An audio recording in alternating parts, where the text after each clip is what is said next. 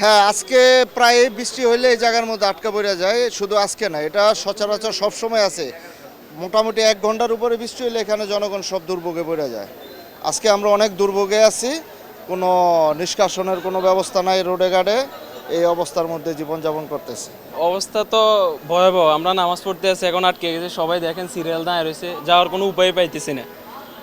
এখন আপনার হাঁটলে দেখা যায় উঁচ নিচ জায়গা, অনেক সময় পড়ার সম্ভাবনা বেশি থাকে।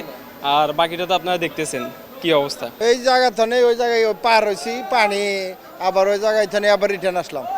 আসছি আমি গাজীপুর থেকে, ওই সামনে সংসদ ভবনে ওই জায়গায় 1-1.5 ঘন্টা অপেক্ষা করছি, পানি এরকম পানি গাড়ি তলে গেছে। দোকানের পানি বুঝে আপনার তলে গেছে, বৃষ্টির পানি যায় আপনার কীভাবে উঠছে তা আমি সঠিক বলতে পারবো না। হ্যাঁ, ডাল চাল চিনি যা আসলে আমরা সব ভিজে আছে আপনার বাড়ির মধ্যে এই পানি চৌকি টুকি সব জায়গায় দিয়ে দিছি।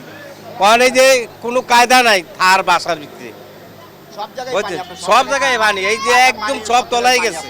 অসুবিধা তো অবশ্যই হচ্ছে, বৃষ্টির সময় এখন হচ্ছে, তো বৃষ্টি আসবে এটাই স্বাভাবিক, কিন্তু তার জনজীবন তো দুর্ভোগের মধ্যে। সবাই অফিসে, তারপর হচ্ছে আজকে তো অবশ্য ফ্রাইডে, স্কুল কলেজ নেই, তারপরে যারা চাকরিজীবী আছে তাদের জন্য সমস্যা, যারা বাইরে যাবে তারা তো বৃষ্টির মধ্যে। আসলে বর্ষাকাল তো বৃষ্টি হবে, এটাই স্বাভাবিক।